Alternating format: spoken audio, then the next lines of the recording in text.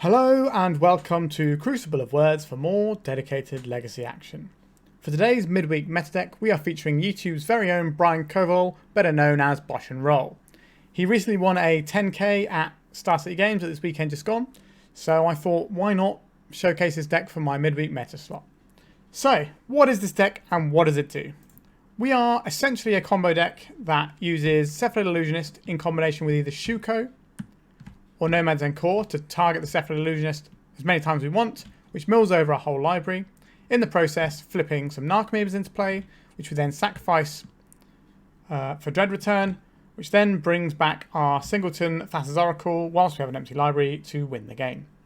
Relatively straightforward combo to execute, A plus B, and then you do these other things that happen. However, we've got a lot of tools to help us achieve that. So we've got Brainstorms, we've got Ponders to find our combo, as well as Step Through, which we can use to cycle for the Cephalid Illusionist. Or if our opponent has something like a Leyline in play, we can also cycle for the Thassa's Oracle, so we can dodge Graveyard Hate by playing the Cephalid Illusionist, milling our library, and then casting the Thassa's Oracle. We have a singleton Cabal Therapy in the deck. This is for the purposes of, once we've milled our whole deck, if the Dread Return or Thassa's Oracle is in our hand, and we need to get it out of our hand and into our graveyard, we can target ourselves with Cabal Therapy, as well as just having a free piece of disruption the turn we're actually trying to go off. So we do this, and if they have like a spell that maybe counters our Dread Return or whatever, or a Pyroblast for our Thassa's Oracle, if we for some reason won't have an empty library, it just gives us another piece that we can use to check the coast is clear. Also, in game one, if we're going off quickly, we get to see what our opponent's playing potentially and get some more information for sideboarding. We also have a couple of Orim's Chant to help force our combo through, as well as a full set of Force of Will. Another card which helps force our combo through is the Teferi. If we have this in play, we know we can go off in relative safety. Now, to glue this all together, some versions of this deck run Stoneforge Mystic, because it can go and find Shuko, and it can also give you a Cauldron backup plan. But our backup plan here is Staff of The Storyteller, which isn't really going to be winning you games with beatdown for the most part. But what it can do is it can give you card advantage over the course of several turns, and when combined with something like Urza's Saga, for example, this gives you, this effectively with the Saga can put 2 counters onto your Staff of the Storyteller, and then your Saga dies, and maybe you get a Retrofitter Foundry, and just keep putting more counters on Staff of the Storyteller, which finds you more Staff of the Storyteller, your combo pieces, more Urza's Saga, and you just kind of snowball the game out of control that way. I'm a big fan of Staff of the Storyteller. I think it's one of the more interesting things you can be doing in Legacy right now. I think it's really strong and certainly competitive. I've played it a number of times. We also have a singleton Brazen Borrower, so between this and Teferi we can bounce out problem permanents that might be in our way. And yeah, that's pretty much the main deck. It's very smooth and it's very tuned. Mana base wise, we've got a bunch of jewels in Tundras. We have 1 Underground Sea for the purposes of this Cabal Therapy. We've got 1 Mystic Sanctuary in case we need to rebuy something, and then we've got 3 basics, so we can play this game pretty much just off of basics if we have to, with a bunch of fetch lands. Over to the sideboard, we've got some removal in Source to Plowshares and Prismatic Ending. Serenity, which can sweep up the 8-cast decks very effectively, as well as being useful against some of the permanents that might cause us to struggle, whether that's going to be Leyline if we want to bring it in against those sorts of decks. Decks packing a bunch of things like Pithing Needles, or even Steely Resolve if they're one of the Turbo decks builds that are running those at the moment.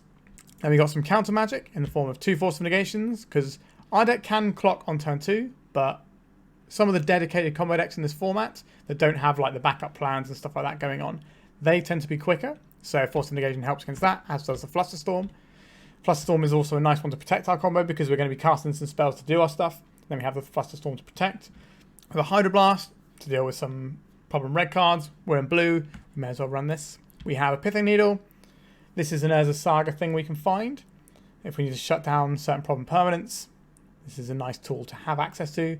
And then our Graveyard Hate is 2 Surgical Extraction. So we don't have any Soulgrad Lantern type effects here. We're sort of eschewing that entirely. Now, it should be noted that this is a deck that was played in a paper tournament, the SCG 10K I think it was. So the meta there is different to the meta online. So online, you're going to get, like in leagues and stuff like we're playing today, you're going to have more Reanimator. So Graveyard Hate is a slightly more necessary price to pay in your sideboards, whereas in a big paper tournament, a lot of people don't want to go there and just mash Reanimator all day long. So they tend to play slightly fairer decks as a general rule.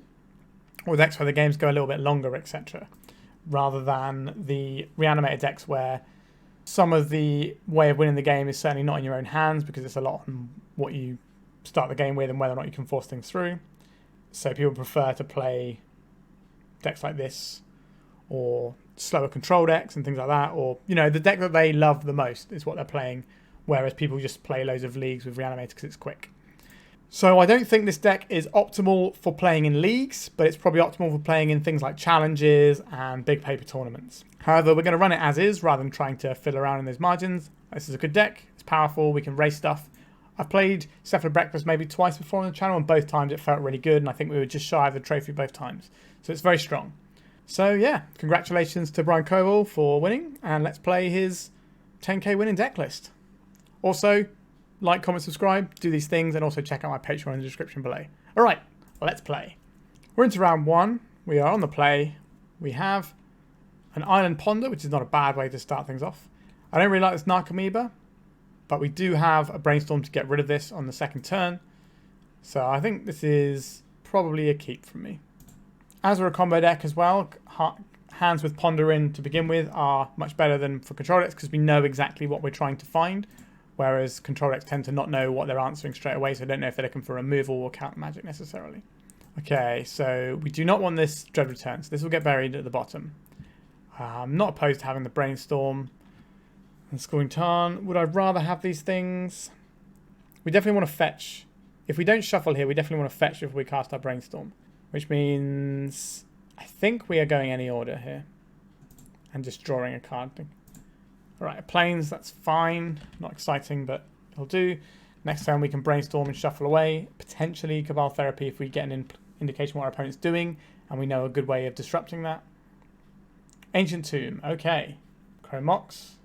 Is this going to be an initiative deck or is it going to be a stompy deck? Fury, so we're looking more towards like Blood Moon type stuff. Rabble Master.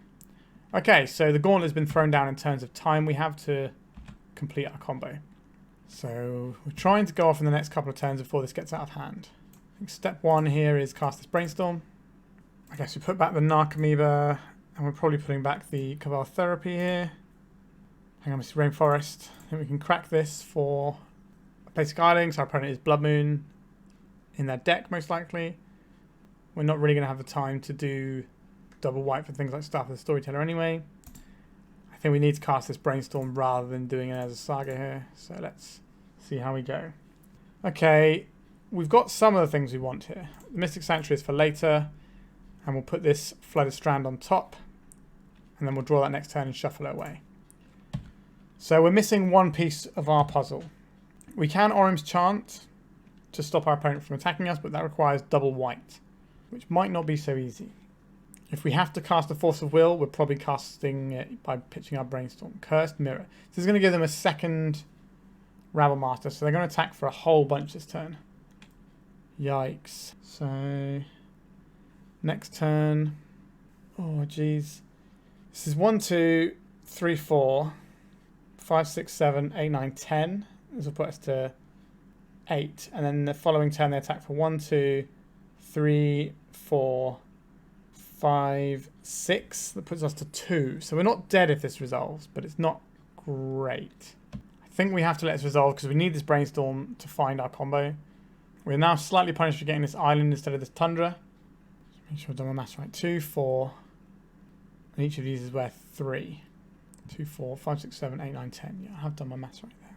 Because each one pumps both goblins. It's going to be a bit of a rough ride. Yep, there's the Rabble Master. Here comes the beats. Yep, so this is 1, 2, 3, 4, 5. Oh, I've missed one of the tokens there, didn't I? Oh no, that's horrible. So I don't think we can do anything here. I've calculated that horribly wrong, haven't I? I missed one of the tokens. No, we're just dead here. Alright. I think if we counter that, we still end up dying here, maybe? Because we don't have access to our combo piece very quickly. So, we're going to want some plows. We're going to want some Hydroblast here. Force of Negation potentially is useful. Prismatic Ending, Serenity also have some use. Our opponent doesn't really know what we're playing, so we have that going for us at least. A lot of their prison pieces aren't scary apart from Chalice. That's the one that I'm most concerned about. Prismatic Ending is a good answer for that. Serenity certainly has its uses there as well and can catch multiple Chalices and things like Trinisphere all at once. So probably more inclined to play Serenity than Prismatic Ending here. Although Prismatic Ending does sometimes kill creatures, but that requires us to have our one of off-color source. So I think I'm more inclined to go for the Serenity here. So what are we going to do with these 6 slots potentially? Is this a game we're going to have time to leverage Staff of the Storyteller? That's tricky. I don't think we're going to need Orim's Chant to push things through. So I think that's a relatively easy cut. We can try and use them as like time walks, but I'm not sure that's where I want to be. Obviously, as a Saga, not great into the Blood Moons that our opponent can be running. That's kind of just the way the cookie crumbles sometimes. I like having the bounce effects here. Are we trimming staffs just for some removal here? I think so. Alright, so our opening hand doesn't have mana, so this is an easy mulligan. What do we have here? We have a Hydroblast. We have half of our combo. We don't have any way of finding other pieces. Do we think Force of Will plus Hydroblast is going to be enough here? Or should we mulligan deeper? I think we're going to keep this and just bottom this Narcomoeba. We have access to a basic island on turn 1, which is really important. So I think we're just going to sit on this Hydroblast and Force of Will. I'd rather not put the Cephalid Illusionist into... Alright, we've got here Chalice. If this is Chalice, we have to pop it with our Force, I think, here. Yep. We are going to lose our Hydroblast here, which is a bit annoying, but we can't allow the Chalice of the Void because that stops all of our cantrips and the other half of our combo. Alright. Not liking the spot we're in right now. Typical. Absolutely typical. I think we'll play the Tundra and pass. We don't need to play the Serenity here, but if our opponent plays a Blood Moon, that's going to be pretty awkward for us because we don't have access to white mana right now. A Chalice, okay. We don't really care for that just yet anyway. Another fetch land that can't find the thing we need. I don't think we have to play out the Serenity now. We don't have any 1-drops, so our opponent can drop more stuff. Feels like our opponent was all in on these double Chalices. Assuming Spirit Guide. Fable the Moonbreak. Alright, so we get to blow that up as well. That's certainly worth me deploying the Serenity now. Swords to Plowshares. We can even clean up the token if that's the thing we're interested in, which I think we won't get to that till our next turn. So they will get a treasure off of this. Right, let's go and get ourselves a basic island. So we get a basic island. We deploy the Serenity. This will blow up the Chalice, which will unlock our Swords to Plowshares. Do I want this Scalding Tarn in hand for the purposes of Brainstorm? I think it's probably better for the purposes of Brainstorm. Just so it gives us more cards to play with, because we don't want to put back our Illusionist because this is part of our combo. We don't want to put back our Interaction, which means we only have 1 card to put back, so we need to have maximum use for our Brainstorm. So we're going to keep that in hand. Alright, so in theory our Serenity will take out their Chalice and their Fable. And then we won't have to worry about the backside of Fable. That should buy us a decent amount of time. It's just a case of what they can put into play this turn off of their... Okay, so they've filtered away a Trinisphere. So it's unlikely they're going to play any artifacts this turn, or enchantments, because we're just going to blow them up. And we do get to sweep up this treasure if they don't use it now. So the hope is that they don't actually have a 3-drop that isn't an artifact or enchantment here. But it feels like we're going to get Chaos of Chaos Adventured. Yep, we have an answer for this. So that's something. But this is a very strong card and does put them into the Undercity. Now, we might just be able to win before that matters. But we're a little bit under the gun here. We do need to find what we're looking for. So this blows up some stuff. Nomads en-Kor. Okay, we just get to do our combo now. So we'll crack this for a Tundra. Cast this Nomads en-Kor. Cast this Cephalid Illusionist. Crack this for Tundra just in case that becomes relevant. And so this targets our Illusionist. Keep milling these. So we get a Narcomoeba. Yes to Narcomoeba's ability. Keep doing this song and dance. We just stack them all up and... Our opponent might just be waiting to see our library before they scoop. And then... one more. So Cabal Therapy there. Thassa's Oracle is already there. Dread Return isn't there. But if they have Fairy Macabre, we lose anyway. So I think we are supposed to cast this Cabal Therapy, targeting our opponent first. Fairy Macabre. What do they have here? Nothing that does anything. Okay. Cast this Dread Return, targeting Thassa's Oracle. No cards in our library. And we win the game that way. Sure, so now our opponent knows what we're doing. That might change what they try and beat us with. Am I more inclined to have Force of Negations on the draw? I think so. Just because we have to say no to some of these scary things, otherwise we're just going to be not getting anywhere.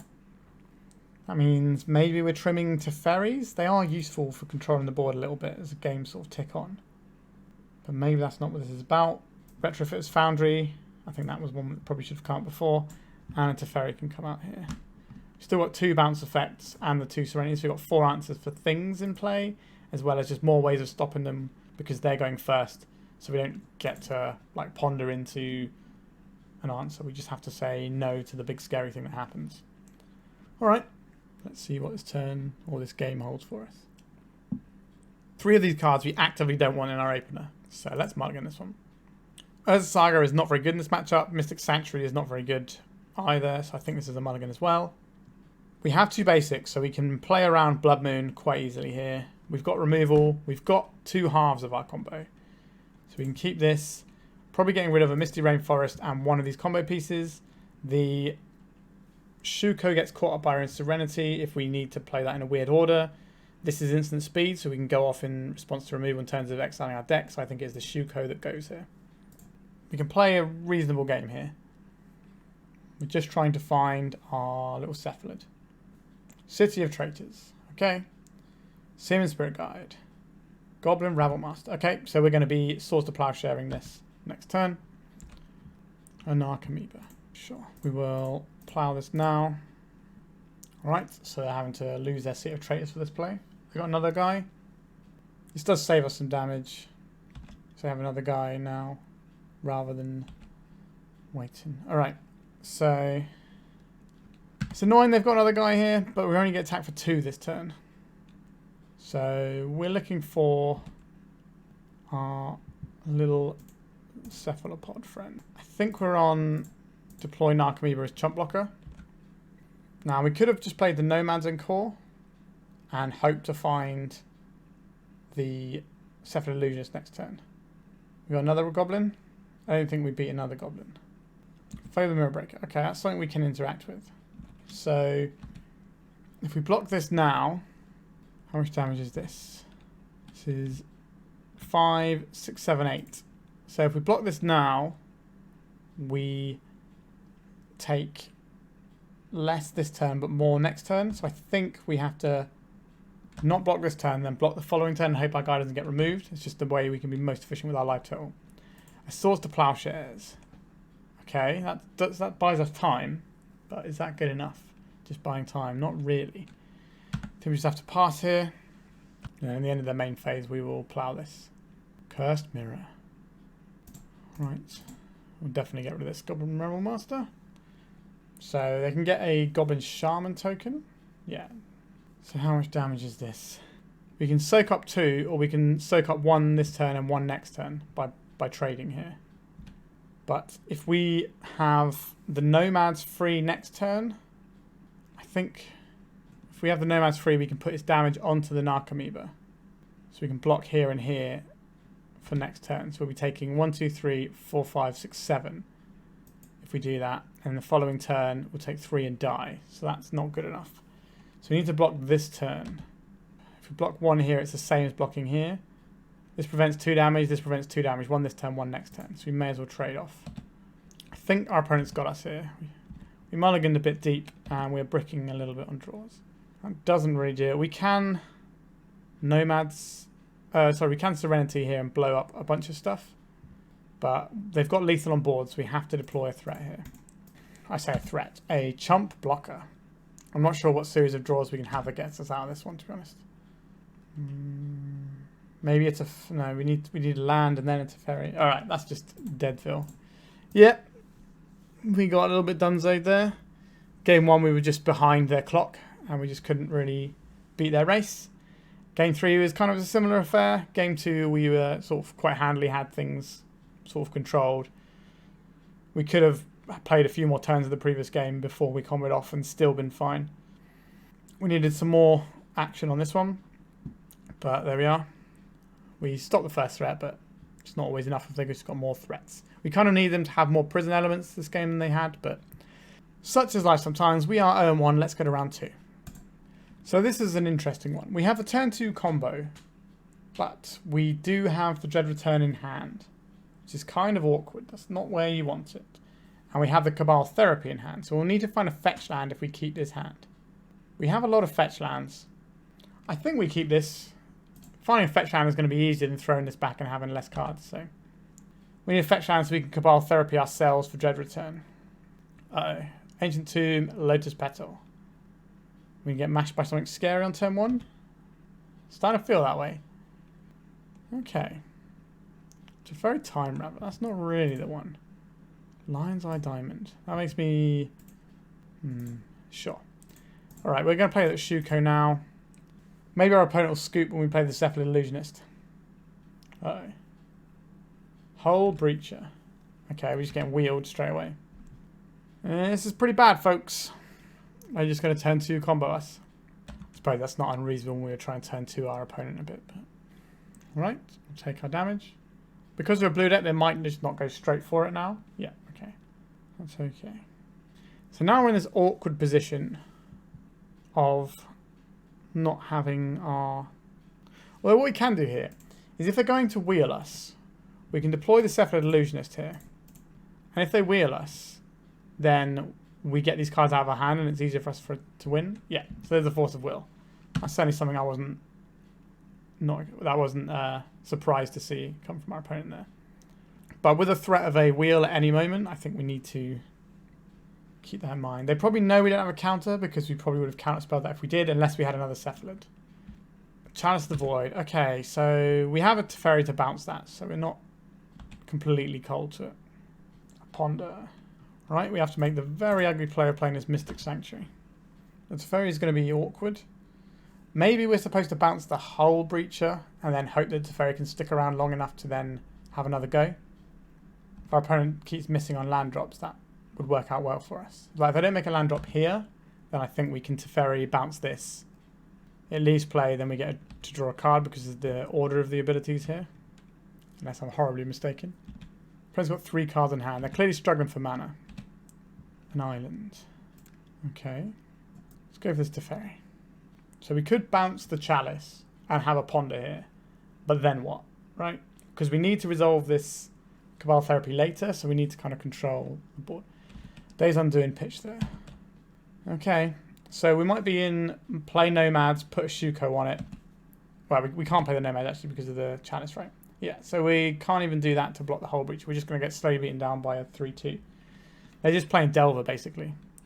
Pithing Needle. This is going to name Shuko, because they wouldn't name Nomads, but they can't name anything because Chalice is in play. Alright. Echo Vion. So we get these bad cards out of our hand, but we don't get any cards in our hand, because they have the Hell Breacher. So a little bit awkward. They got a lot of mana if they can keep doing stuff here. But we now can win the game if we draw a Cephalid Illusionist. Okay, we can't do that now because Karn shuts off our Shuko. I think this game is over now. So how many got? 1, 2, 3, 4, 5. So they don't quite have enough for the Mycosynth Lattice this turn, but they can do it next turn. There's the Lattice. If they've got like a Lotus Petal, they can do that now.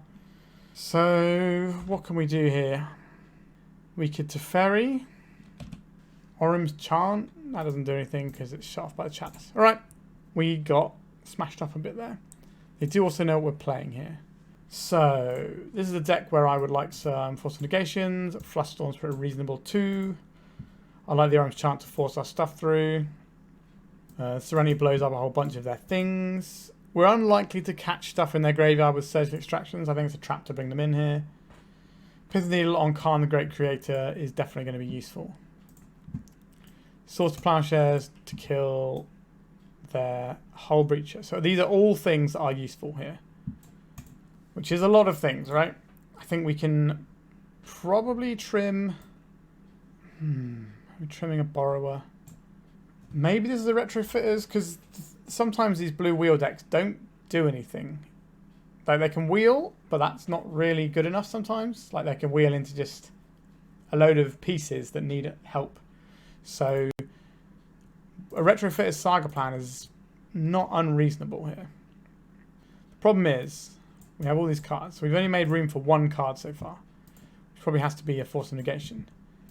Are we... Staff of the Storyteller is something that lets us draw cards on our opponent's turn. So maybe we're going to trim a Ponder for a Force of Negation here. And then if we want these Serenities, that's something we can think about. And if we want these Plows to stop the Hull Breacher, because we do need to make sure Hull Breacher doesn't stick around and play. But how are we supposed to do that? Like, they're a Chalice and a Hull Breacher deck. Are we really thinking about boarding out some more Ponders here? That seems a bit loose, but maybe that's the thing we just have to do. And we just can't afford to get wheeled. Maybe we can't drop too many blue cards either. Maybe we'll trim a couple of Staff. Have something like this. Maybe Flusterstorm is going to be better than one of our Staffs here. If we're boarding out this many Staffs, maybe we should board out the other one and have a Serenity just in our 60, sorry. Alright. This is where my inexperience with the deck has meant our sideboarding is a little bit awkward potentially. Okay. I will keep this one. We cannot pitch Thassa's Oracle to the Force of Will. Right, let's start off with the Nomads. And we'll pass. So we got the Illusionist coming in next turn. We can try and combo off that way, but we can combo without using the graveyard if we need to. There's a Saga, sure. I think our plan is draw a blue card, play out Cephalid Illusionist. Pithing Needle.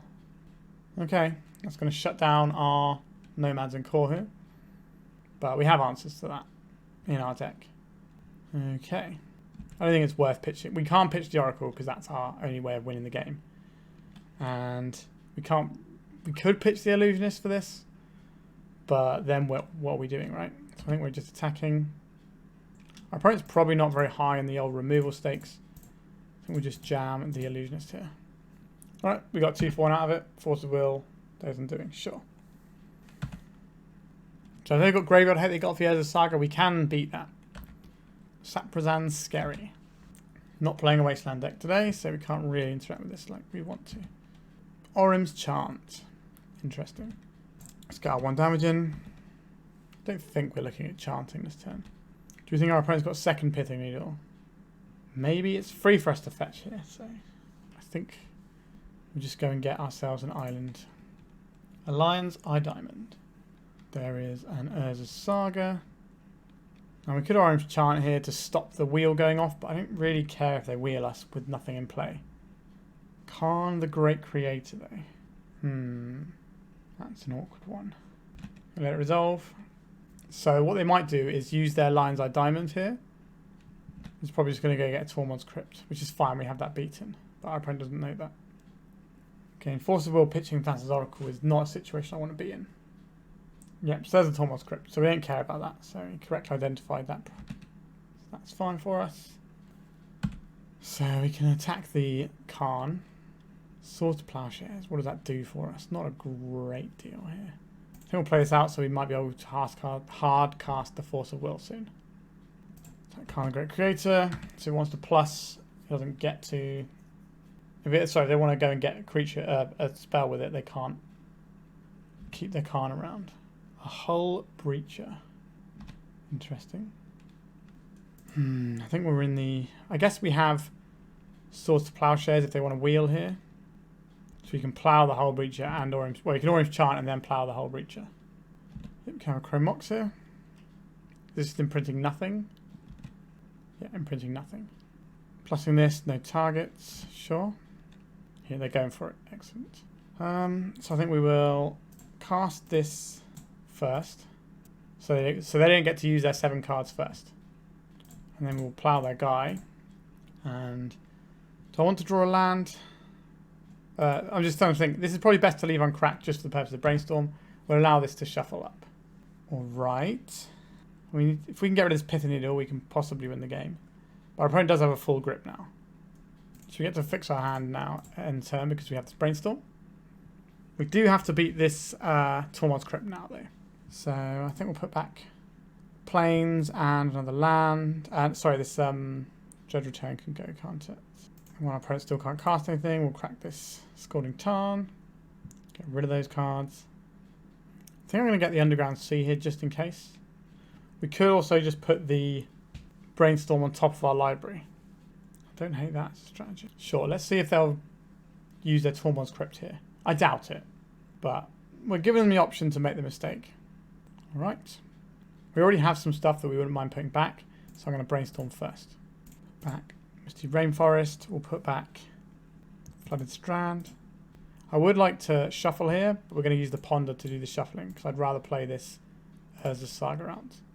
Any order, shuffle. Okay, we'll deploy our Urza Saga here. So we could Brainstorm, but what are we looking to hit if we do that? An Orim's Chant would be pretty good.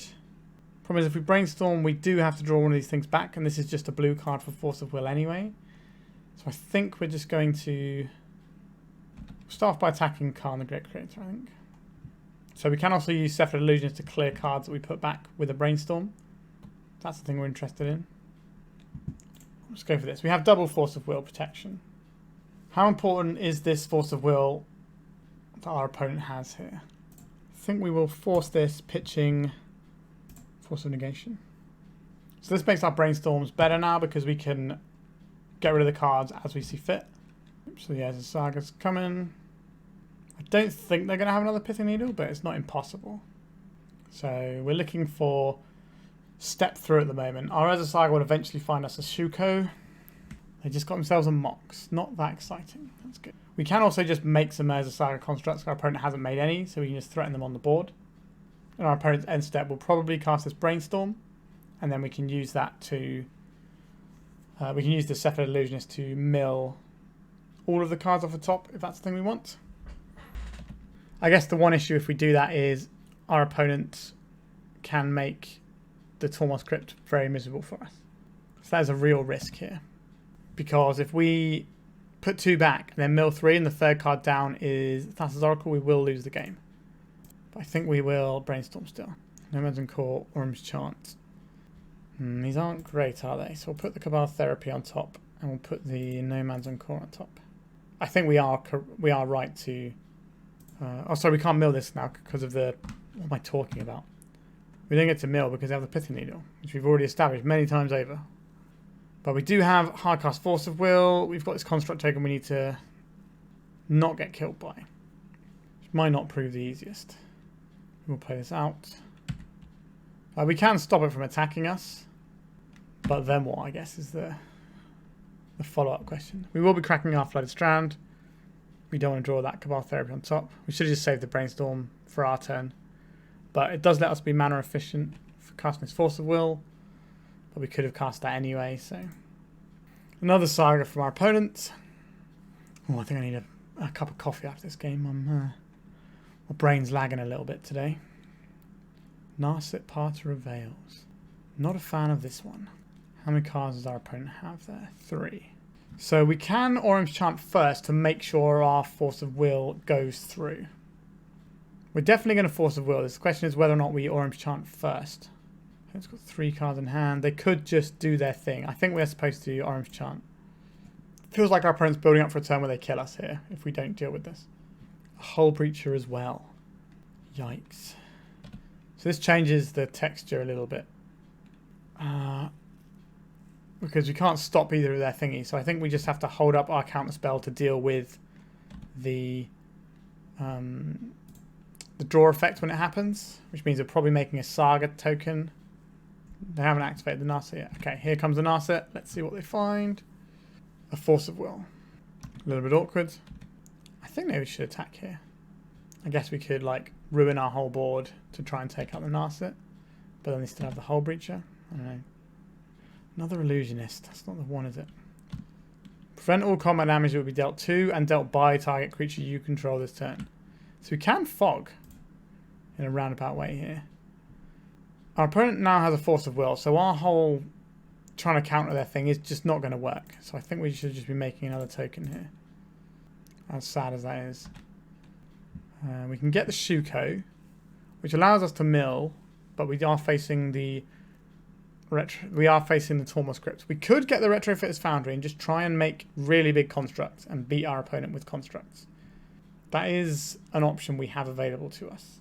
Is that better than what we're doing? Jeez, it's sad, but it might be. We're definitely getting wheeled into nothing. I'd rather have a Retrofitters. I'd rather Retrofitters or Shuko in play. Because of Tormod's Crypt, I think I'm just going to get the Retrofitters here. And we'll cast this Nomads en-Kor. Why did I get the Retrofitters? We can't kill the Khan. I guess we couldn't Shuko either, so they kind of got us coming and going. But if we can get this Khan off the board, which we're hoping to do with these constructs, we can at least Retrofitters. I don't think we can attack this turn. Are we deploying as Nomads? I think we do, so we can at least go wide next turn. If we can get the Khan off the board, we can activate our Retrofitters. It feels like our opponent's got us coming and going because they've got Narset and Hull Breach covering our cantrips. They got Pithing Needle covering our Nomads. They got Tormod's Crypt covering our graveyard. And they got Khan covering our Shuko and Retrofitters. So we need to get this Khan out of play. 1, 2, 3, 4, 5, 6. They can lattice lock us this turn, which is another reason it's important to get as many permanents in play as possible. We do have a Force of Will. Right, they're going to reveal a card from outside the game. Probably going to be the Lattice. Nope, the Skyship. That's pretty good too. Yeah, I've not played this game the tightest from my perspective. Alright, we are going to counterspell this, and it is going to probably eat their own Force of Will. But at least we're going to get 2 for 1 out of it, and we're probably getting wheeled soon anyway. So, alright, we probably lose a Construct token here. They could take out an Illusionist. Our Dread Return's been milled, so our opponent can Tormod's Crypt that away. Serenity would be pretty good here. Force of Will is a spell we can cast, so we're probably not getting wheeled. If we send everything at Khan here, they block these two. Khan takes 3 and dies. I guess that's the first part of our problem dealt with. Attack with all creatures, attack Khan. So I'll probably just eat a Nomads and a Construct here. But we can ping the Nomads damage onto a Construct here. Take out Khan. Sure. They're probably going to take out both our Constructs. But we still get to take their Khan. That's what really matters here. Yep. Our Constructs won't be growing, which isn't great for us. But we've taken the Khan out. We've got a Force of Will if we need it in an emergency. But we can start pooping out little Thopters. Now we're taking, what, 12? This doesn't hit players, does it? It just hits planeswalkers or creatures. So we're taking 5, 6, 7, 8 this turn. Plus another 6, which is 14. Unless they've got an artifact in hand. So if they can nast it into an artifact, then we have to create a Retrofitters to chump block. So we didn't really get to use our Force of Will this turn. Now, our opponent's been doing all the things for quite some time, but I don't even feel like they're... It's only now that I feel that they're really pulling ahead. Another Khan. So we can counterspell this. This is 8 plus 6 is 14. Got 1 card in hand. I think we have to counterspell this. If they minus their Narset and find an artifact, then we lose. As long as it's one they can cast. Oh no, wait, no, this just cruised it, doesn't it? Yeah. Sorry, we're just dead. There's nothing we could have done there. If we make a Retrofitter's Foundry, they blow it up in response. I think we took longer to lose that game than we should have done. I'm not happy with how I played this round, to be honest. I'm not sure that we necessarily win if I play this round differently, but I did not feel like I was very tight on this one. All right, I'm going to go and grab myself a coffee and see if I can wake my brain up a bit. It's struggling a bit today. Okay, let's go to the third round. Well. This is our opening hand for round 3. We shouldn't keep this one. We don't have the mana to play the game. We need white and then blue and colours. So unless we're drawing Tundra on our first turn, which could happen, but if we don't, then our hand doesn't do anything. So I think we should mulligan this one. Double Chant, double Nomads. We can put the Oracle on the bottom, but we have this Force of Will that does nothing. Feels like I'm supposed to mulligan this one, but the Orange Chant is kind of a combo piece sometimes because it allows us to push our thing through. Someone who's played this deck more will probably have a better idea whether or not I'm supposed to keep this one, but I am going to keep this one. Ancient Tomb. There's a lot of Ancient Tombs about. Alright, maybe our Orange Chant will come in handy here. We will hold up Orange Chant, Ruby Storm is usually a turn 2-ish combo deck. They play something like the Ruby Medallion or a Burgie on 1 and then go on turn 2. Let's see if we can burn a load of our opponent's resources here.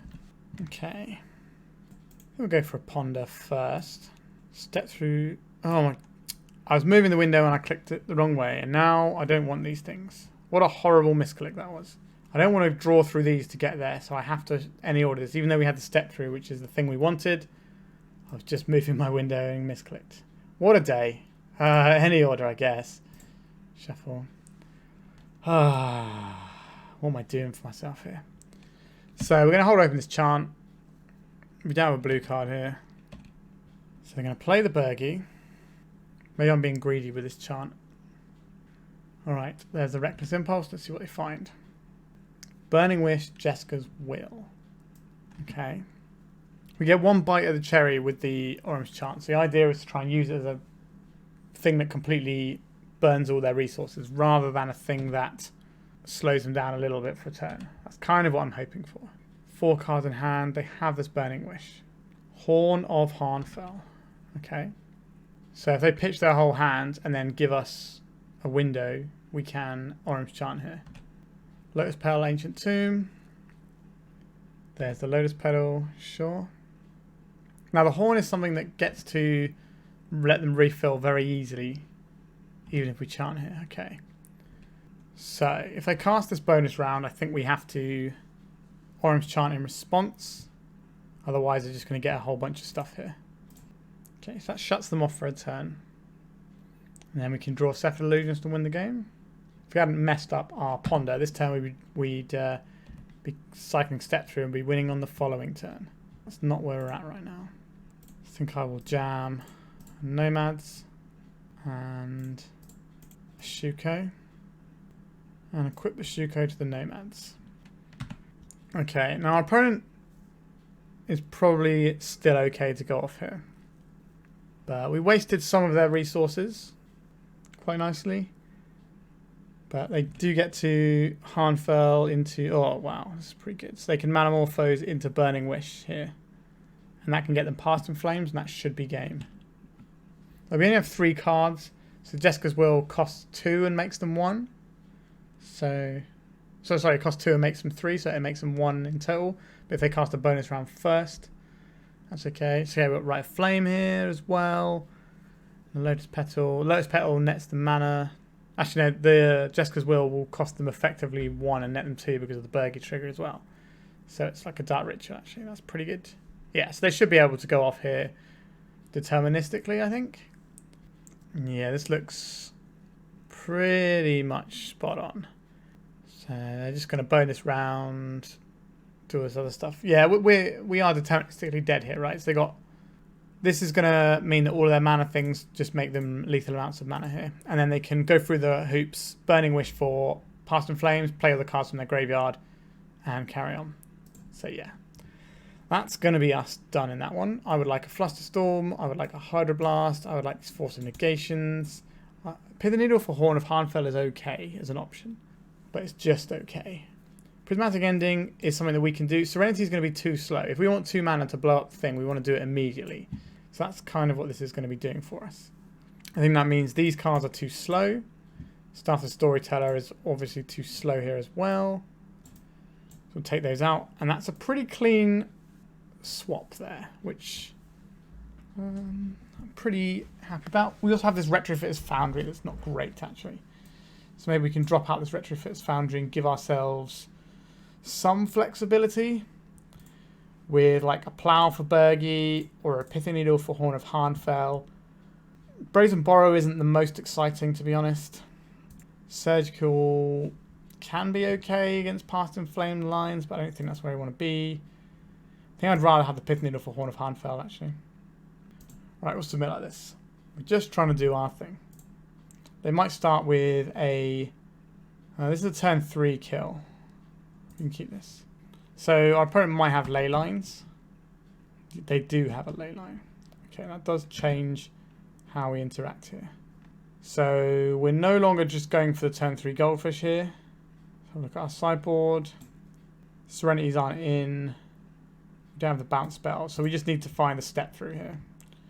Which means we're starting off with a Flooded Strand rather than a Saga here. We need to step through so we can get the Oracle into hand. So we need to draw one of our 3 cards. We will deploy this Saga though. And we'll deploy this Illusionist just so it's in play, ready to go. Because our mana's spoken for with the Urza Saga, because we're going to try and use that to beat our opponent down. Our opponent didn't have any accelerant on turn 1. They're probably relying on this ley line a little bit, so the hand might be a touch slower than normal. Are they going this turn? So they can sort of go a little bit and then go bigger the next turn as well. Jeska's Will. So they're going to add 5 mana here. Pretty powerful. Ren's Resolve. Jeska's Will and a Wish. So they can add another 5 mana. And then they can Wish. What does that get them though?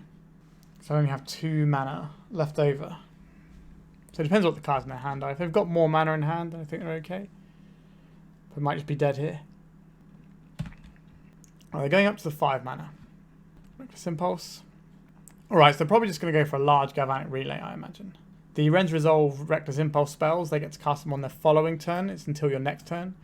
So they probably Galvanic Relay here and then kill us next turn. Which is a little bit awkward for us. Not really sure what we can do about that unless we draw a Force of Will, Force of Negation type thing. But they're going to have so many resources to work with next turn.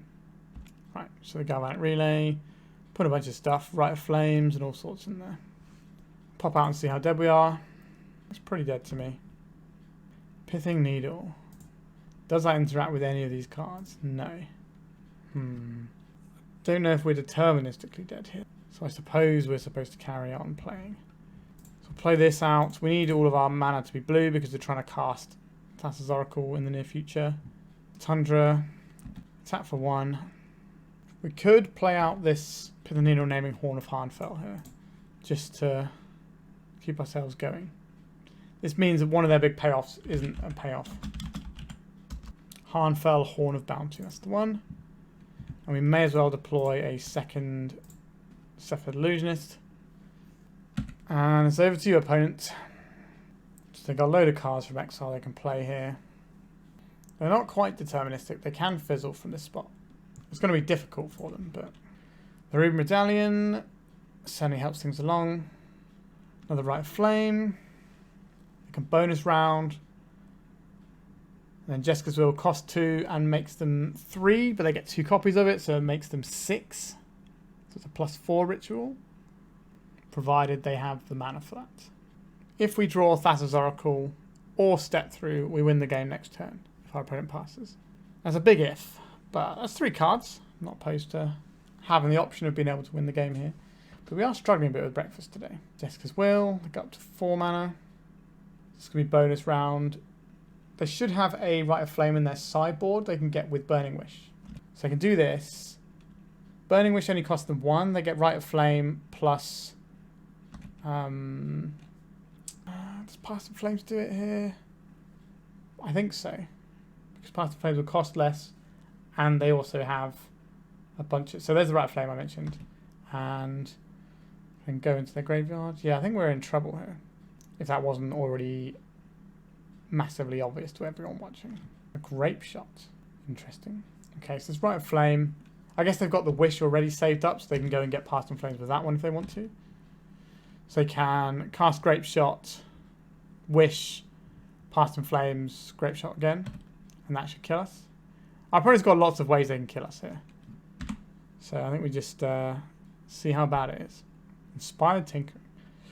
This is one, if you're unfamiliar, you get 3 cards, you get to play them until the end of your next turn. You get 3 treasure tokens. If you copy this, that's pretty good.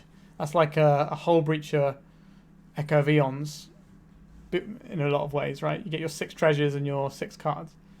Right, so there's the Tinkering, the Path and Flame. So our opponent has shown us that they have deterministically won this game. So I'm going to concede it. Because these resources plus this off of the Past and Flames is enough. So we are just dead there. We are 0-3. We're not having an amazing time of it right now. But sometimes that's the way Magic goes. Let's go to round 4 and see if we can turn this one around in the back end of the league. We're on the play for round 4. I don't really like our hand. We have Island Ponder though. But we have a Dread Return that we will need to do something about. That is kind of what the Cabal Therapy in the deck is for though. But then we have a lot of dead air in our deck. If this was a Brainstorm, we could at least get rid of these cards. I think I'm just going to mulligan this. Yeah, we'll keep this one. Put back this Dread Return.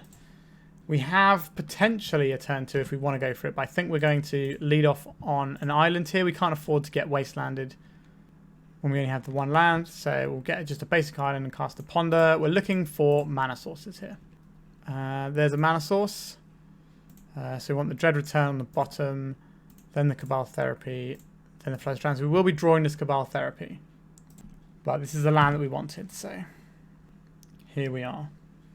Mountain. Rift Bolt. Okay, we're playing against Burn, which I think is okay for us. So we can crack this for, I guess it wants to be a Plains here. We'll play this Nomads en-Kor. If our opponent wants to Rift Bolt this, that's fine by me. We have another one, we just need another mana source. If they start aiming burn spells at our creatures, they're probably not going to be able to clock us in time. Go into the face. I think that's correct. Goblin Guide. If this reveals a land, then we're in pretty good shape. As long as it's a land that taps. I guess it doesn't really matter what colour it taps for. Even. Yeah, so fine. Teferi, Time Raveler. It's not one we wanted. So in our upkeep, I think we cycle this Cephalid Illusionist. No, this step through. Because I don't want to draw that Teferi right now. So if we cycle this, we have a shot at hitting a land. Not that we can win the game if we hit the land here, but I'd rather not have a Teferi. We will just get another Illusionist. Right, we didn't hit the land. Right, we'll keep this guy in play and we'll attack. This also might force some lightning bolt action on our Nomads en-Kor, but we do have the combo rolled up twice over. We just need to draw the mana source here. Eidolon the Great Revel. That certainly does some stuff here. Alright, so we've got our land. So we're trying to beat Fire Blast, which we can beat here. We play the Illusionist, take some damage. They have to Fire Blast the Nomads in response, because this can go off instant speed. Right, target this. Always yield to this. Always yield to this. Let's keep going. Keeping our library, we've got Narcomoeba now. There's another one. Right, we're just going to keep milling until we've got all of our bits in the bin. Alright, so now we've milled our whole library. We're just going to cast a Dread Return. Targeting Thassa's Oracle. Pitch these 3 guys. We have no cards in library, so their burn spell can't interact with it. If we had one card in library and they had a Fire Blast, they might be able to kill the Thassa's Oracle in response. We can still win by having the Cephalid Illusionist in play, to be fair. Because this is 1 blue pip that would trigger it. Alright, so we're looking at burn. I think this means we probably want Hydroblast. We probably want Flusterstorm.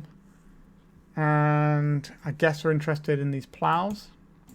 Force of Will is always an interesting one in these situations. Staff of the Storyteller probably isn't where we need to be. Are they bringing Mindbreak Trap, or are they just going to rely on getting us dead? I think it's probably getting us dead. That's how I would probably approach that from our opponent's perspective. Orim's Chant. It can buy us a turn. I don't think that's good enough. I think I'd rather have either removal for their little guys or a counterspell. Something like a Fire Blast. It's either the Force of Negation or the Prismatic Endings. If they have something like Leyline, we're going to want to be able to remove the Leyline.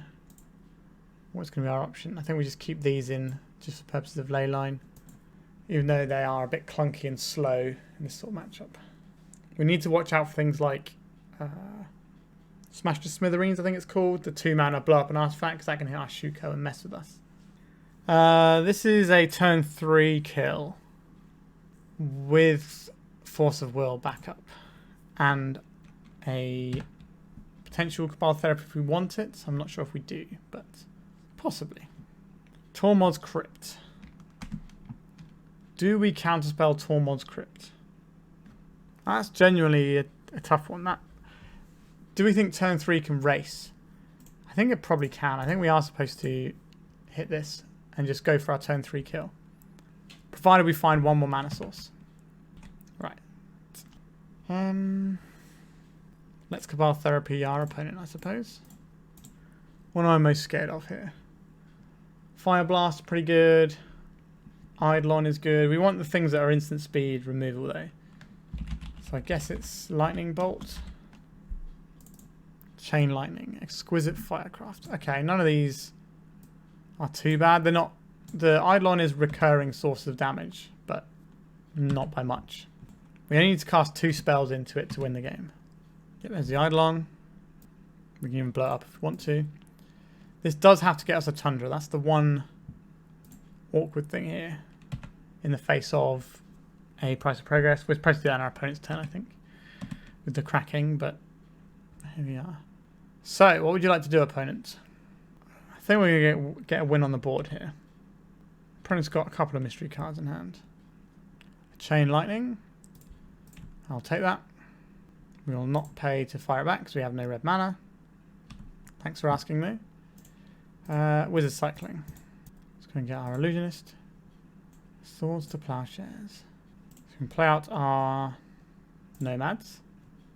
Opponent's got 2 cards that we don't know in hand. If we play out the Cephalid here, they have to kill the Nomads in response, which means they probably won't have the removal for the Illusionist down the line when we get our Shuko. So Lightning Bolt targeting the Nomads. Okay. Saves us a little bit of damage. Opponent's got 2 cards in hand. They've got a removal spell for our Illusionist. I don't know. A Mountain. They could just Exquisite Firecraft away our Illusionist here. But then we can just start churning out Urza Saga tokens, and that should be more or less enough, because that'll erase what they've got on board, and if they start burning us, they're going to be hurting themselves. We have a Hydroblast for emergencies. So this might end up being a weird one. They got to respect the combo as well as our damage capabilities. Exquisite Firecraft cannot be... let's have a look. Hold on. If there are 2 or more instant or sorcery cards, so they're exactly 2, so we can't counter this with a Hydroblast. Where is this going? This is going at our face. Understood, opponent. Okay. Skewer the critics. So we plow this. Puts us to 2. I'm sorry, puts us to 1. We take 2. I think our opponent is supposed to attack first there. Maybe I'm wrong on that one. But so this goes away, and now we can happily Hydroblast this Skewer the Critics. Our opponent's Hellbent. We get to untap and get our Shuko and win the game. So we just keep equipping this over and over until our library is empty. Our opponent has no card in hands, they can't interact. They also drew quite a lot of mountains this game, which certainly helped us out. But this one was quite a tight one. They're in a bit of a bind, because if they went for removing our creatures, they're probably not going to be winning the game before like our Saga tokens and stuff overrun them. But if they just go for our face like that, then they run the risk of us having interaction. So I think they made the right call to try and get us dead, but they should have attacked first. But they were running on sorcery speed, which was part of the problem for them. Skewer the Critics and Exquisite Firecraft are both sorcery speed spells, which is the real nail in the coffin for them. If they were instants, they win this game. But I think if they attack first, if we aren't dealing with their damage from their Eidolon, it means that they just get that damage in for free. And if we do kill it, then they're not going to take... I guess they don't really care about taking damage very much, but it means that they have the option of playing around the win condition for us of damage. Right, sorry. Let me concentrate. Let me click my buttons. Let's play this guy. Get our Thassa's Oracle, win the game. Alright, so we're on the board. Let me just finish my thoughts about what I was doing while I was clicking through that. So, if they attack first with the Eidolon, we take the damage, or we put something in the way to block it, which shuts down our interaction for the turn. If we just take the damage, then when they cast their spells, they've already got that 2 damage in the bank. So instead of us being on 1 life, we are on -1 life. But if we make a guide to block, we save ourselves 2 damage, but then we can't interact, so we take the 3 and we die. So I think our opponent is supposed to attack first there. All right. Anyway, we got a win on the board, so let's go to the fun round, see if we can get a little 2-3 out of it. All right. Final round of the night. We are on the draw here, we have half of our combo. We have a little bit of protection, or a lot of protection. I think we can keep this. We're looking for the harder part of our combo to find in the Illusionist, but we do have 6 ways of finding it, plus a bunch of blue spells. So let's see how our opponent is approaching this game and what they are. Island Ponder. Could be a control deck. Could be Delver just getting out of their one island. Who knows? It could be breakfast. A whole host of decks. The Scalding Tarn, I guess, tells us that they're probably not running Lash Gordon because that tends to not have fetches in it. So that's something, I guess. Polluted Delta. I do not really want this Mystic Sanctuary in hand, but I think we will. We've got a lot of land, so I kind of don't mind getting the Tundra here and maybe getting our opponent to spend time wastelanding us. We'll try this Nomads out. That way we can draw the combo and just win next turn. And we do have Force of Will protecting it. So if we need to, we can protect it. Underground Sea. Okay, our opponent looks like they're on the combo train a bit here. A Brainstorm. Okay. I'm now thinking our opponent's towards Doomsday, which Orim's Chant can be an interesting one for. Because when they go to draw the final card in a deck, you Orim's Chant them, so then they just die in their upkeep, in their draw phase. Right, so we're going to get a Doomsday here. That's what the black is for. I'd be very surprised if it was anything else. Oh, a Gurmag Angler. Alright, we can just bounce this, and they've wasted a bunch of resources. This feels like the Doomsday Death Shadow hybrid deck to me, because of the Dark Ritual. Would I like to see what our opponent's doing over there, or would I just like to go and fetch some land and carry on playing this game? What do I want here? Yeah, I do still want a Tundra. And we're going to pass. We're going to take the 5 and bounce in the end step because I'd like to keep hold of this Force of Will blue card until the right moment. Right, we'll take our 5. We've got a bit of life to work with. Might as well use it. A Brainstorm, sure. A Thought Seize. That's interesting. I think we'll bounce this little guy now. It's a shame to lose our Orim's Chant here, but okay, Force of Will pitching Baleful Strix. Could still be Doomsday on the tempo front. I just the Dark Ritual is such a tell to them having something a bit broken somewhere in their deck. So we're going to probably lose the Orim's Chant here. But we do just get to check if the coast is clear with a Cabal Therapy anyway. Force of Will of our very own. Okay, go. Gets Cabal Therapy on the road. What are we naming is the interesting question here. 1, 2, 3, 4, 5. What am I most worried about from our opponent in this situation? A Ponder for reloading. Could be a Murktide. That needs a bit more time. Then we'll just go for a Ponder. Force of Will and Murktide. Okay. So we're kind of relying on our opponent not drawing a blue card for when they get to go off with their Murktide. We will need to do something like this Gurmag Angler soon. They have Force of Will blue card, but so do we. We don't have any cantrips here, so there's nothing worth putting on top with our Mystic Sanctuary. Step Through. That's a pretty good one.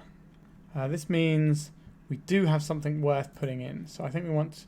Problem is, if we Wizard Cycle here, we expose ourselves to a bunch of stuff. I think we do still Wizard Cycle though. So let's Wizard Cycle here. Our opponent's got 2 cards in hand. We know what they are. So if we get Cephalid Illusionist here, we can play this and put Step Through on top. And we should just have it sewn up here, right? They've got Force of Will blue card. We have Force of Will blue card. That should be the game. Yeah, they've conceded the game because they know the combo. They don't want to see our deck. I would normally just try and see the deck personally, but to each their own. So it feels like we're on Tempo Doomsday is the vibe I'm getting just because of that Dark Ritual. So I would like these Force of Negations to mess with that. Soul Extraction isn't really where it's at here. We didn't see any Wastelands, so I don't think they're doing that sort of jam either. The Source Plowshares are very good for the creature side of their deck. Flusterstorm is pretty good for the non-creature side of their deck. Again, Staff of Storyteller feels far too slow to have an impact in this matchup. So we'll take that out. We'll take out the Retrofitters, and we're just looking for 1 cut here. Chant is very good. I think we need our combo pieces as much as possible. It's probably one of our answer permanents. Teferi helps us go off quite nicely, so I think we're going to get rid of the Borrower. And submit like this.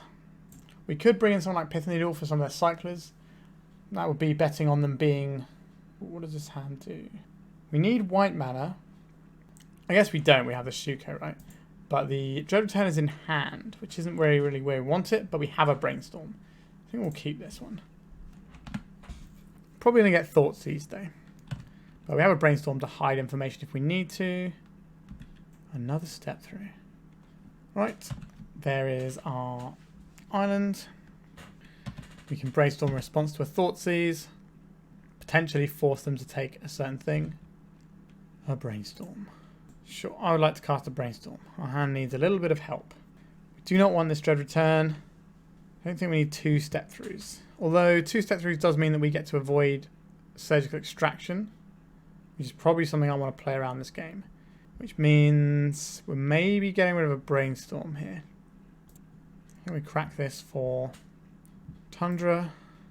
And I'm going to... Which one of these are we likely to play out here? Play out the Shuko. I'd rather have the Nomads in play because the Nomads is a instant speed way of doing it. So it's much harder for your opponent to disrupt. They were F6 through our turn there, which does make me think they are doing their own thing combo-wise. Now, if they could Doomsday this turn, they might just be able to kill us. And that is going to be not something we get to interact with. Dalthy Voidwalker. So this is why we have the double step through. We do have a Source of Plowshares which can cover that if necessary, but that's not really how I want to play this game. So we'll jam this Saga, and we could jam a Nomads here and equip it.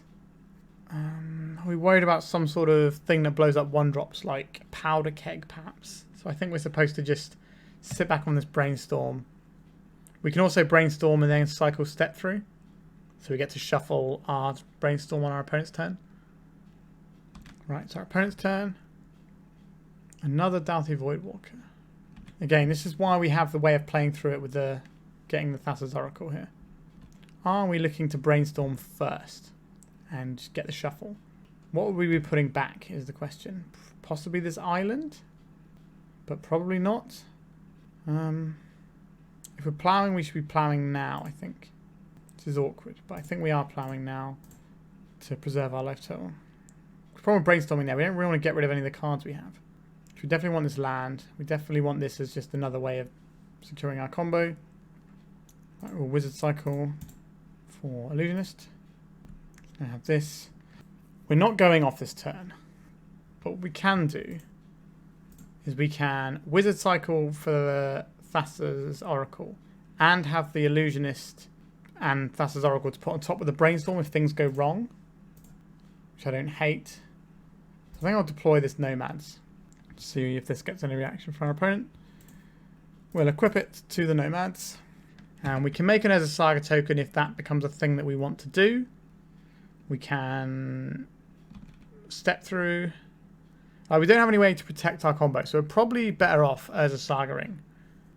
But I'm just keeping the Brainstorm up in case that's the thing we need to do. Our opponent can get their own Urza Saga once the Saga dies. Alright. So our opponent might also be a dress down deck, so we need to push our way through that. We need a way of peeking at our opponent's hand or having an Orim's Chant.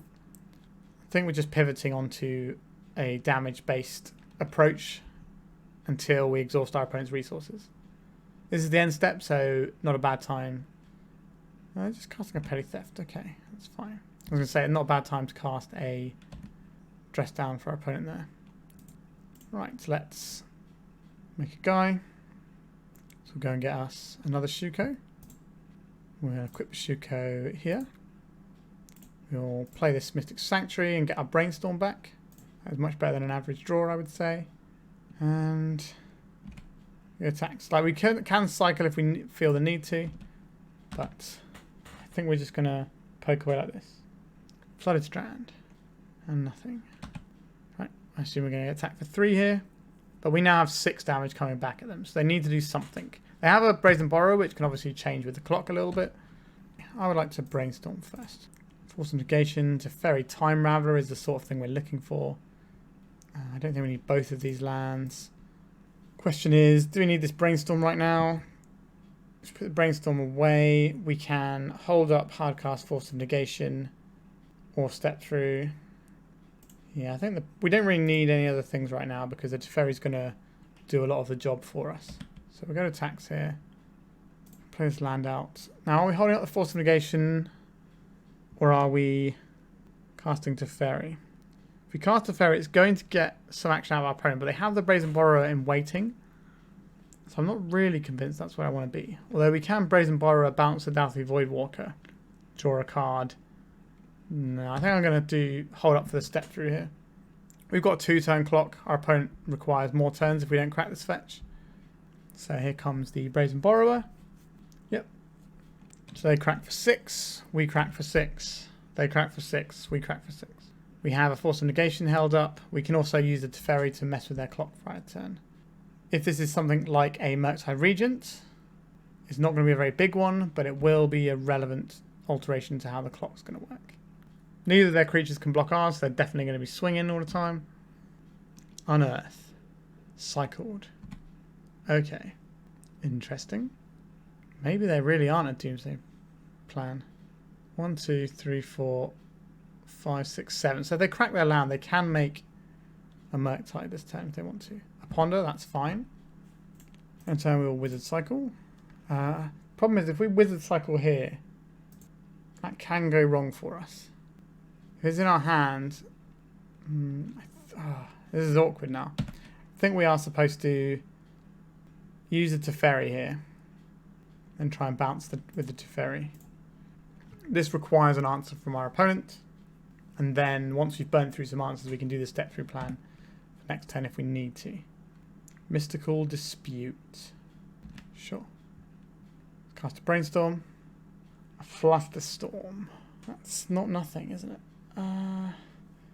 Problem is we can't crack any fetches for the rest of this game. So I guess we're putting this on top. And then...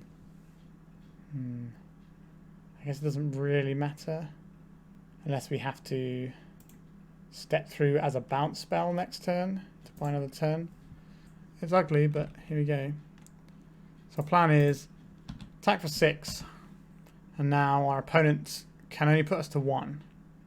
These decks tend not to have a lot of reach, or any.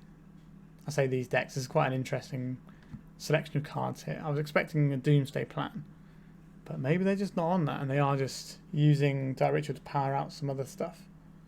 Now, we haven't seen Wastelands, which is what I would expect to see out of a Tempo style deck.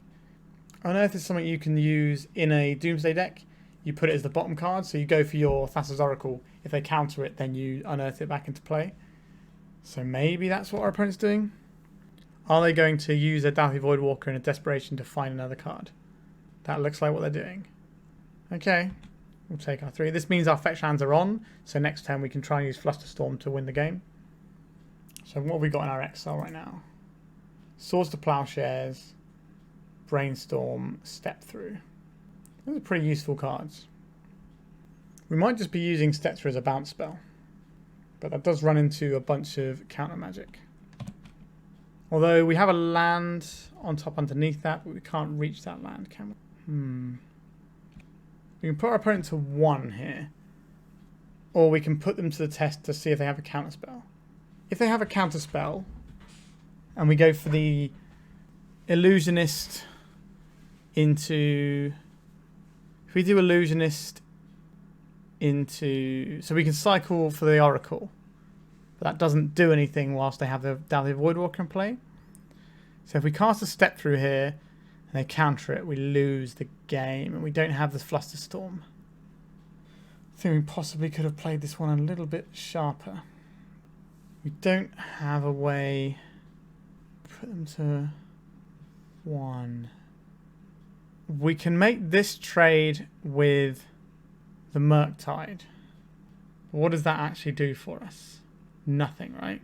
If we make that trade with the Murktide, then they crack back and kill us with both of these, because we're only on 4.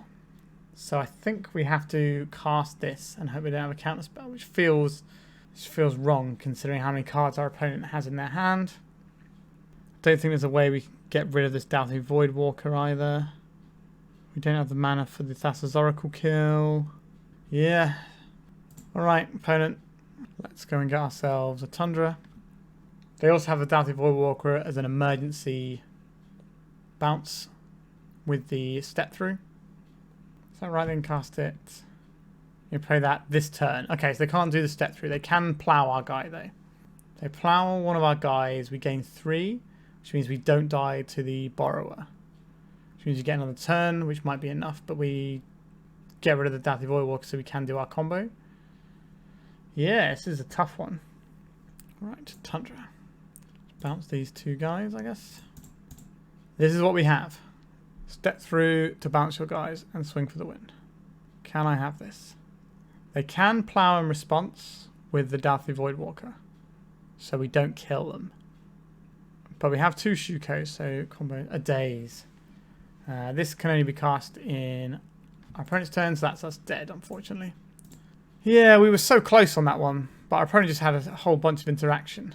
So, yeah, I didn't really see the Doomsday type stuff, so maybe we don't want these forced negations. We'd rather have a couple of prismatic endings.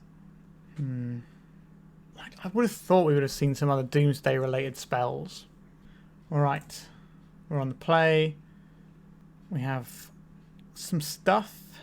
I think we'll keep this. We'll lead out on Island or Tundra, whichever we need to. We're not going to play it on turn 1. We're going to hold open the Flusterstorm in case our opponent is on Thoughtseizes and stuff. I'd rather not get Thoughtseized with this hand. Haven't seen Stifles, so I'm not going to crack this Misty Rainforest now. Did our opponent keep a no-lander? Or they're just playing in their second main phase to mess with us? Cool, they're just messing with us. Alright, so now we can play out Flooded Strand. And we've got Brainstorm and Flusterstorm available. Cracking their Polluted Delta. Underground Sea. Dirt Ritual. Thoughtseize. I think step 1 is going to be doing a Brainstorm here. And we'll get a Tundra. Our opponent hasn't shown us any mana disruption. Let's cast a Brainstorm first. Mystical Dispute. Okay. Let's get a Tundra here. Let's cast this Flusterstorm on this. Second copy on this. Third copy on this. So should be 2 on each one, so all of these spells should get countered here, and then we'll get a Brainstorm. Kind of a weird way that's worked out, but yeah, these are all cards I'm very happy to see. Maybe we don't need all of these Nomads, so we'll put one of these back, and then we'll put the Saga on top, and we'll draw the Saga next turn. Daze is kind of an annoying proposition here, which makes me want to play the Illusionist first, and then the Nomads. Okay, our opponent is F6 here. I'm just going to go for it. Okay, they've conceded. Alright, so we got the 2-3. Not an incredible record, but I definitely played very sloppy in one of the rounds. Now, I'm not sure that I actually made a difference to the outcome, but it made me feel like I deserved to lose. So I didn't really mind that one. Alright, let's talk about the deck. So on my channel, many times I have said that I think Cephalid Breakfast is one of the best decks in the format. I think it sort of ebbs and flows a little bit, but I think this deck is intrinsically very powerful. You kind of have the tools of, in your 75, you have the tools of a blue-white control deck in a lot of ways, with Force of Wills, Plows, Endings, Teferi, Staff of the Storyteller for card advantage. Very powerful stuff. And then you also have just the combo kill. Now, we are an A plus B combo deck, which does mean sometimes you have a bunch of A's or a bunch of B's and won't be able to link them up. And when that happens, the power level of your cards is very low, because we're playing cards like Nomads en-Kor and Cephalid Illusionist, which do nothing really on their own. So when that happens, you're going to lose games. Like, there is a definite non-0% chance of you just losing to your own deck, not really being able to compete with, you know, even Grizzly Bears sometimes, right? So that is definitely one of the weaknesses of this deck, but we have Brainstorms, we have Ponders, you know, we've got these stars, we've got these Teferis, we've got ways of pulling through our deck. And we have ways of drawing the game out in terms of our Force of Wills and our Orange Chant. And Staff of the Storyteller can block for turns as well, which is not nothing, as well as some of our Narcomoebas, which can at least buy us turns. And Urza Saga does a pretty good job of winning the game sometimes as well. So we've got all these elements that we can disrupt the game with a little bit, keep sort of treading water until we combo. As well as just being able to go, oop, I just win on turn 2 with force backup. That's a thing that we can do. You just go turn 1 Nomads or Shuko, turn 2 Illusionist, and just get rid of your whole deck and kill them with a Dread Return. That's a ridiculously powerful thing you can do, which is why this deck is so good. It has that flexibility. I've played versions of this deck before with more step-throughs that can find the Illusionist. I think the last time when I played it had 3 step-throughs. So it was more like a turbo breakfast, trying to find your pieces and just combo out. It might have even had 4, I can't remember now, it was a while back. So Staff of the Storyteller is definitely a different direction for this deck. Now, Brian, who played this deck, or BOSHNROLL as you probably know him, he has been a big fan of Staff of the Storyteller on his channel, and clearly managed to leverage it really well and win a big tournament. Now, leagues and paper tournaments, or big tournaments, aren't the same thing. So we kind of just played into a bunch of combo decks a lot, right? So Staff of the Storyteller wasn't good. Like, we're not going to be using it against Ruby Storm. We're not going to be doing much with it against the Echo of Eons deck. That's just too slow a card for certain matchups.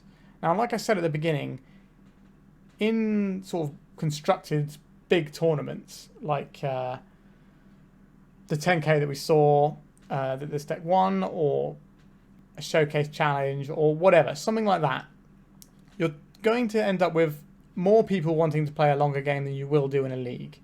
Especially when we get into the tail end of a league and people are trying to climb up the leaderboard. But there is a lot more combo on leagues than there are in sort of big, more important tournaments, which does skew the meta a little bit. And Staff of the Storyteller is a sort of card that you don't get to leverage as well if the game is not going to have that many turns to it. So in a lot of the games that we were playing today, Staff of the Storyteller would have been better as something that makes the game end quicker rather than sort of inevitability engine or whatever. So a more step through would have been better for us this league, or even a Stoneforge package, because at least it provides us with a thing that can win the game and, you know, pressure people quickly. But I think ideally it would have been more step through is what I would look to if I was expecting like a heavy field of people playing the game very quickly. Same with Retrofitter Foundry. That's there to go with the Staff of the Storyteller, just to give you this massive draw engine. But it was bad in pretty much all the games we played because of the way that our opponents were approaching the format at the time.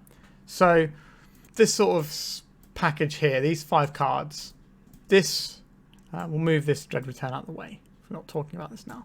So these 5 cards, this is basically instead of 4 Stoneforge and a Cauldra from a lot of builds, or sometimes 3 Stoneforge, a Cauldra, and another step through. And we have this package. Now, I think this package is very good. And if I was going to a big tournament, I would expect Staff of the Storyteller to be doing a lot more work than it did in our league today. So I really do like Brian's build here. I just don't think it's necessarily optimized for running through leagues at night when people are just jamming fast combo decks a lot of the time. So I don't really think I would be wanting to change very much with this deck. What I would probably say is, Brian, I don't know if he's put it out by the time this video goes live, but if he has, I will put a link in the description to any reports he puts out, because his feedback on this deck is going to be much better than mine. He's played it more, it's his deck, you know, this is his sort of jam, and he's going to give you some really good insights. Far more so than I can do. As you saw in a few rounds, I wasn't entirely sure what I was doing with my sideboarding plan, whereas he probably has an entire sideboard plan solidified and tested with this deck and how you're approaching all the matchups. Now, we did play some more fringe matchups, which always makes things a little bit trickier. And that last one, we didn't know if they were Doomsday for a while. Kind of felt like maybe they still were. I don't know. They had the Dark Rituals, which is a very interesting card for that sort of deck. And they didn't have Wastelands. So it did make me think there was something else going on that we didn't see. But yeah, this deck is great. I think various iterations of Breakfast is where you want to be quite often in this format. I don't think you ever feel disappointed playing Breakfast necessarily. There are certain things that can definitely sort of hurt you quite a bit. Leyline is certainly irritating and slows you down if your opponent's got a clock to go alongside it, as well as things like Steely Resolve, if you are playing against Turbo Depths, is a real pain. But you have game against all these things, right? You've got your bounce spells, you've got your Teferi. You know, Teferi and Orim's Chant both get you around counter spells, which is one of the most common ways you're not going to be able to combo off. So you've got all the tools you need to win games. And you have this sort of selection of slots here that can be tweaked for whatever you need, for whatever your format is. So if you think you're going to have time to leverage them, yeah, run these Staff of the Storytellers. Or if you think you need to go faster, maybe run some more step throughs and try and turbo your combos out a bit more. You know, you could run some step throughs and more chance just to say no and just push it through. There's, you know, a decent selection of different ways you can approach a breakfast deck, because the core of the deck is very solid and you get some really good sideboard cards to go with it as well. So you just have this 75 card shell that can handle quite a lot of things. Sometimes you're going to find yourself more in the control route. Sometimes you're going to be the combo. Sometimes you might just be like a mid-rangey game. So you're going to be doing your Staff of the Storyteller as a Saga thing and just, you know, grind your way in the game a little bit, accruing a little bit of advantage here and there. Maybe getting little beats in like we did before with the Nomads. You know, there's quite a few little angles of attack that you can do here. Some lists also run the full 4 Saga. I think 3 is quite a sweet spot because you don't want to have too many of them. It's not something you want to necessarily have in multiples, because ideally you don't want the game to go super long. You want to be able to win the game because, you know, you've got a potential turn 2 combo in your deck. You would like to be doing that. Yeah. Also, you know, colorless lands. Drawing 2 colorless lands in your deck that's trying to cast like all these blue pip spells is not where you want to be, especially since you need white as well. And if you're playing around Wasteland, that means you've got your plains and your island. You can't really afford to have 2 Sagas there because they're just not going to contribute to what you're trying to cast. So I think this build is pretty good. Not for what we played against today, but if I was going to a larger tournament and was playing breakfast, this is what I would play more or less. I think I would also spend some time practicing with the deck and also reading what Brian has to say about it, because he's a very good legacy player and his insights on this deck are going to be better than mine. So once you finish watching my video, why not check the description? Hopefully by the time I upload this, he's posted something about the tournament, so you can at least check it out. If not, just check out his channel anyway. I'm sure he'll do a video on it sometime this week. Alright, thank you very much for watching. Why not check out my Patreon? I've got a very detailed primer for Green-Black Turbo Depths, which I think by the time this video goes out should be updated for this month. I'm trying to update it once a month. Sometimes only a few changes, sometimes going to be more. This is the one that's getting updated just before Lord of the Rings comes online. So next month's update is going to be probably a more change than between May and June, because obviously the format's probably going to change a little bit, things like Orcish Bowmasters and stuff. So if you just keep subscribed, you'll keep getting the updates. So that's important. And I've also got an article on Rainbow Depths, and I'm working on an article about green-black sort of mid-rangey depths, which is going to have an accompanying video that's going to be on the channel as well. So why not have a look at that? Or alternatively, if you just want to say thank you for making all these videos to me, I really appreciate that. You can just send me a couple of quid a month on my Patreon as well. It's basically just going to go to paying for my trip to European Legacy Masters in September, which I've qualified for. So would appreciate some help with that one.